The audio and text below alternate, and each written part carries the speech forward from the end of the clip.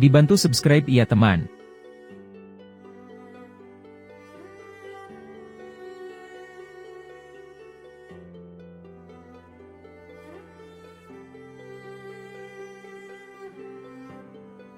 Pak ya, ini BBC nih. Kalau BBC berdusta dilaporkan aja. BBC News Indonesia. Papirus tentang istri Yesus ternyata asli. Di situ dinyatakan Maria Magdalene isti. Bahasa Ibrani itu Maria Magdalena adalah istriku. Tuh, ayo Bapak sahadat. Udah saya ini tadi. Ini BBC News Indonesia loh. Ini papirus tentang istri Yesus ternyata asli nih. Loh Bapak, di sini dituliskan nih Maria Magdalena isti. Isti itu bahasa Ibrani. Maria Magdalena istriku loh. Nih Pak ya. Para peneliti di Amerika Serikat menyimpulkan potongan papirus yang menyinggung istri ternyata tidak palsu ya. Papirus ditemukan 2 tahun Yesus menikah. Setelah kertas papirus itu ditulis ternyata itu asli Pak. Nah, Bapak gimana nih? Udah mau menepati janji sucinya untuk mualaf kalau ada papirus yang mengatakan Yesus punya istri? Ini BBC News. Ini Ustadz Unggul mungkin sebagai seorang relawan, Ustadz tahu nggak BBC News Indonesia itu apa Ustadz? BBC itu berita aslinya itu dari London. Halo Panandar. British Broadcast Commission singkatannya. Tahu dong? RRI-nya Inggris, RRI-nya Inggris. Tuh. Bapak ini kan Ustadz kan, Bapak? Ya. Tadi minta data asli. Ini bukan data dari asumsi saya, Pak. Dari BBC ini, papirus tentang istri Yesus ternyata asli. Panandar ini Ustadz atau tidak? Bukan. Bukan, saya bukan Ustadz.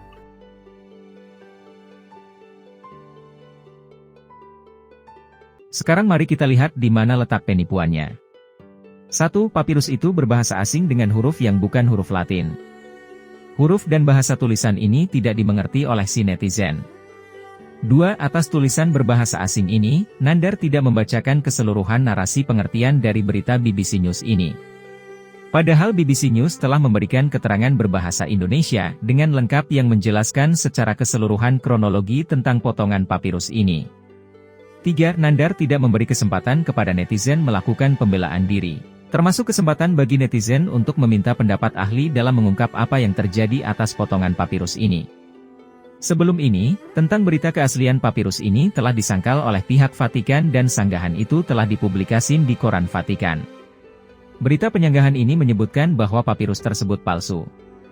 Pernyataan Vatikan ini adalah berdasarkan hasil studi atau penelitian panjang dari beberapa ahli yang ditugaskan Vatikan secara khusus untuk itu.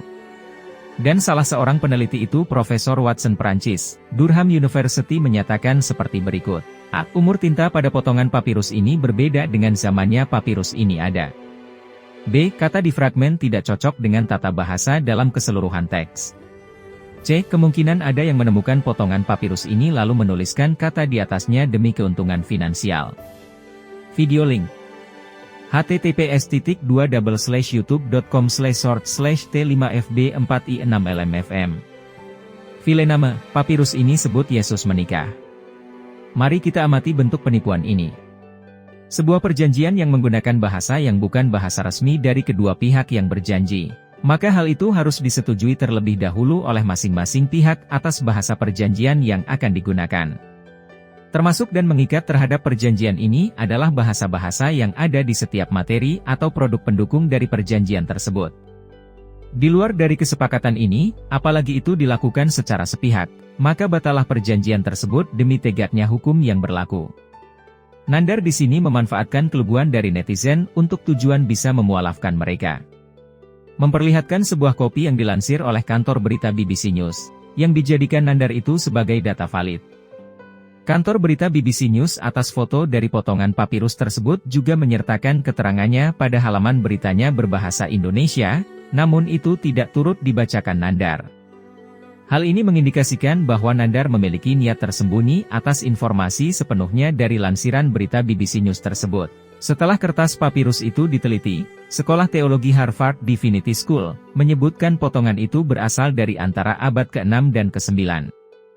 Namun para peneliti mengatakan temuan itu tidak membuktikan bahwa Yesus memiliki istri. Karen King, sejarawan dari Sekolah Teologi Harvard mengatakan teks itu hanya menunjukkan bahwa sejumlah umat Kristiani zaman dulu membicarakan tentang peranan wanita dan perkawinan dalam gereja.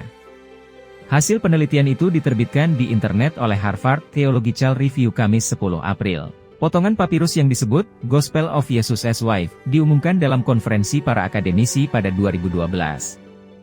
Papirus itu ditulis berabad-abad setelah Yesus meninggal dan kesalahan tata bahasa di papirus itu menunjukkan penulisnya hanya mengenyam sekolah dasar.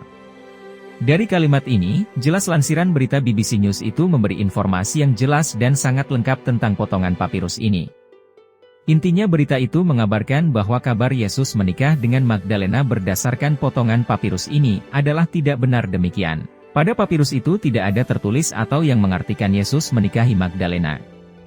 Meskipun tulisan papirus itu memberi informasi yang jelas tentang tidak adanya tertulis Yesus menikahi Magdalena, Nandar juga tidak memberi kesempatan kepada netizen untuk melakukan pembelaan diri.